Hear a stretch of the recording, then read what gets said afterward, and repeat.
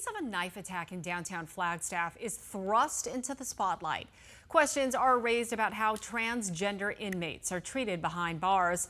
Epona Rose alleges while in custody of the Coconino County Sheriff's Office, jail officials mistreated her because she is transgender. Sheriff's officials deny any wrongdoing. Joe Dana is looking into Rose's case and the larger question of how Arizona treats its transgender inmates. Joe? The state prison system houses 167 transgender inmates. There are 18 in MCSO, Arizona's largest county jail system, and many more in the state's county and city jails. The release of 33-year-old activist Epona Rose from a Coconino County jail Monday, highlighting concerns some have about treatment of trans inmates.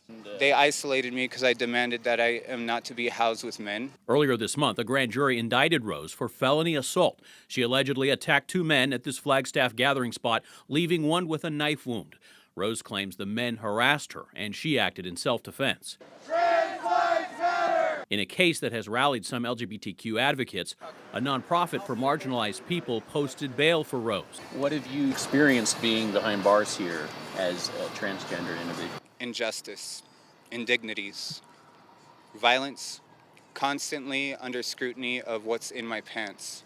The Coconino County Sheriff's Office tells 12 News there was confusion when Rose was initially booked. Her ID stated she is female, but the arresting officer listed her as male. Per our policy, the office tells us, the severity of the charges warranted a visual strip search. We needed to make sure we had the same-sex officer conduct the search.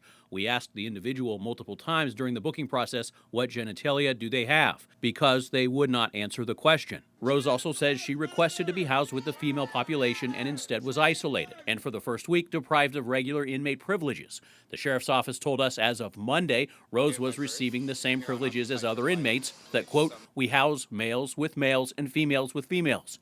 This individual self-disclosed they were transgender, so for safety and security reasons, we placed this person under administrative segregation. Segregation alone does not amount to mistreatment. Federal guidelines require agencies house transgender or intersex inmates on a case-by-case basis. Ultimately, how proactive agencies are in accommodating transgender prisoners can vary. There's certainly issues at the jail that she has raised, and I've encouraged her to pursue those. As for Rose and her treatment in Coconino County, she alleges she has a case for discrimination. This fight's not over.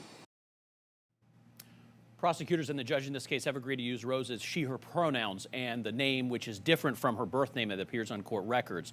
She's due back in court in October for the assault case and faces the possibility of several years behind bars.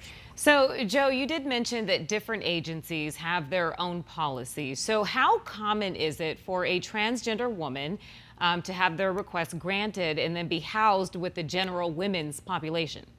We're still waiting for responses from both the state prison and the largest county, Maricopa, on if it's happening at all. We know the first transgender woman to be housed in an all-female prison in Minnesota just happened this past summer. There are dozens of those types of cases that are in California, but that's also because of a new law passed there.